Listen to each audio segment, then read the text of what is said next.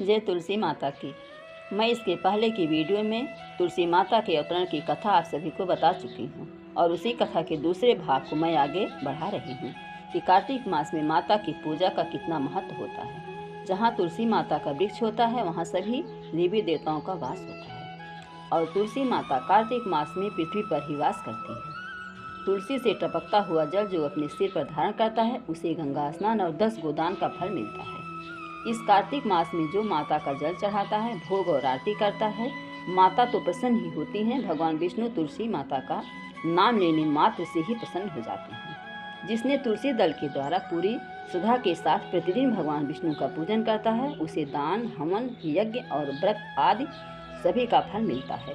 तुलसी के मूल की मिट्टी जिसके अंग में लगी हो उसे सैकड़ों पापों से युक्त होने पर भी यमराज देखने में समर्थ नहीं होते। जैसे पूर्णशैला गंगा मुक्ति प्रदान करने वाली हैं, उसी कार्य तुलसी भी कल्याणकारी हैं। यदि मंजरी युक्त तुलसी पत्र से भगवान विष्णु की पूजा की जाए तो उसके पूर्ण फल का वर्णन करना असंभव है। जहाँ तुलसी का वन है वहीं श्री कृष्ण की समीपता है तथा वहीं ब्रह्मा और लक्ष्मी जी संपूर्ण देवताओं के साथ विराजमान हैं। इसलिए अपने निकटवर्ती स्थान में तुलसी देवी को रोककर उनकी पूजा करनी चाहिए।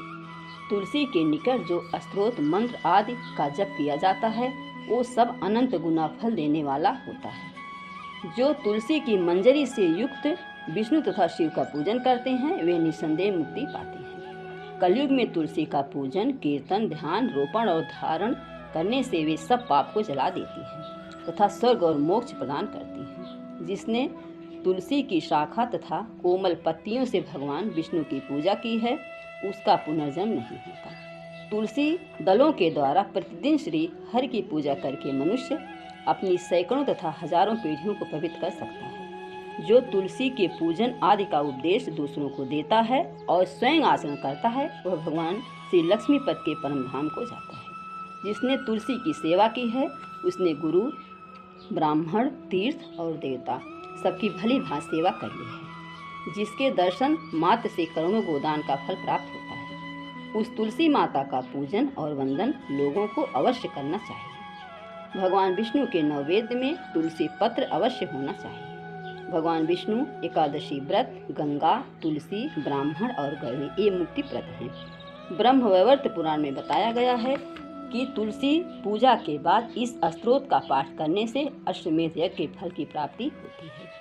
वृंदावनी विश्व पूजिता विश्व पावनी पुष्पसारा नंदिनी च तुलसी कृष्ण जीवनी तत्रामाष्टकं चैव स्तोत्रं नामार्थ संयुतं यह पठेत तां च संपूज सो मे समेध फलम लभेत। मेरी कथा आप सबको कैसी लगी कमेंट में जरूर बताएं और चैनल को लाइक और सब्सक्राइब करना न भूलें। जय तुलसी माता की।